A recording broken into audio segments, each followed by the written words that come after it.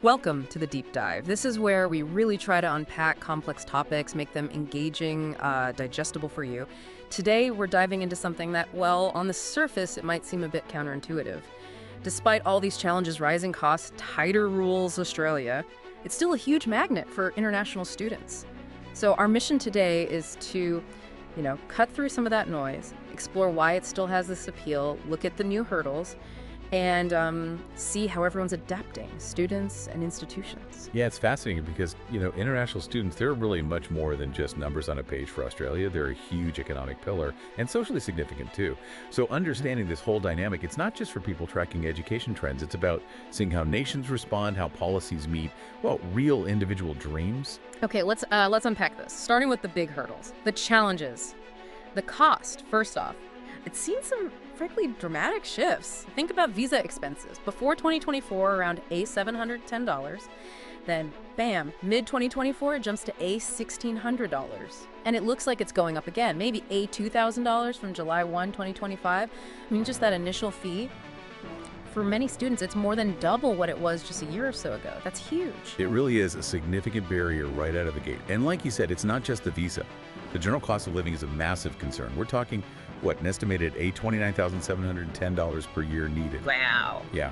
And the real kicker often is accommodation. It can eat up over half of that budget, especially in the cities, right? Rent sitting maybe $3,400 a month. Yeah. You have to imagine being a student or their family looking at those figures. It requires some serious planning. Definitely.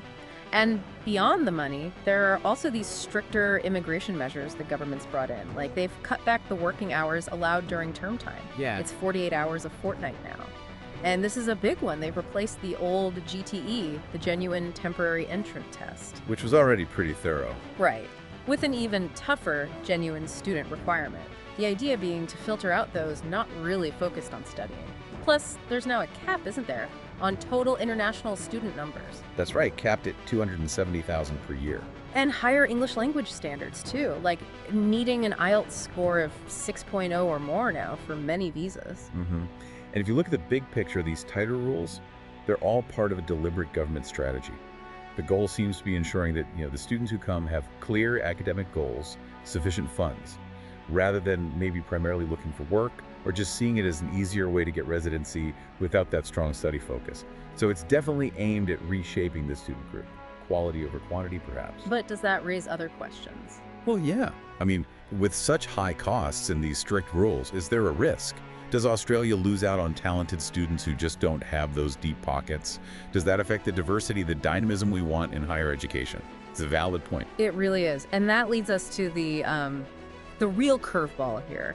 Because despite all this, the costs, the rules, the hurdles, student numbers are still growing. You mentioned over 200,000 arrived in just February 2025 alone. Yep, a 12.1% increase compared to the year before. That honestly surprised me. So what gives? Why is Australia still winning them over? What's the secret sauce?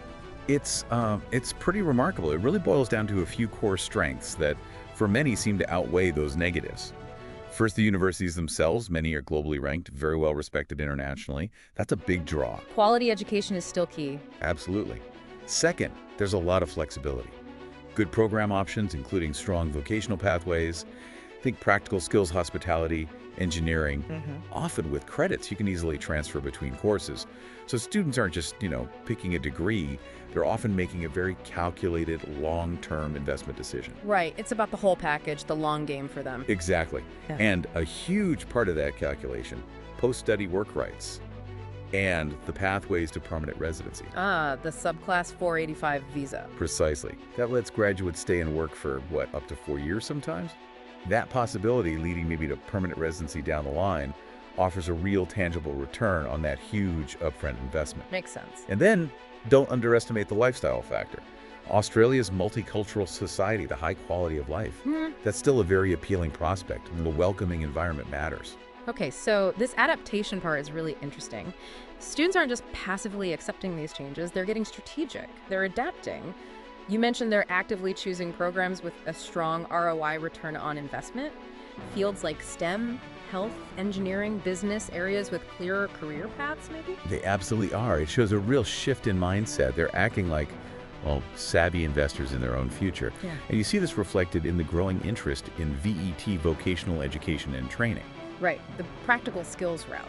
Exactly, because those programs often offer a more direct line to employment and potentially residency, fitting that ROI focus perfectly. But it's not just students adapting, is it? What about the institutions? No, they're under huge pressure too.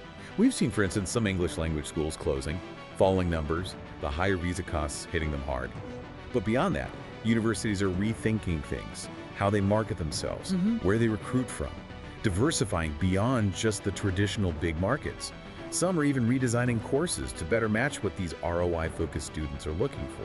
Maybe more online components, more industry links, trying to stay competitive while meeting those stricter entry rules. So let's try and pull this all together. What we're seeing is Australia still has these fundamental strengths. Great reputation, quality education, those valuable work rights, the multicultural appeal. It's a strong offering. Definitely. But, and it's a big but, the challenges are real and growing. The high-cost visas, living expenses, the tougher rules, the cap on numbers. But the long-term picture. Australia likely remains a top destination, no doubt.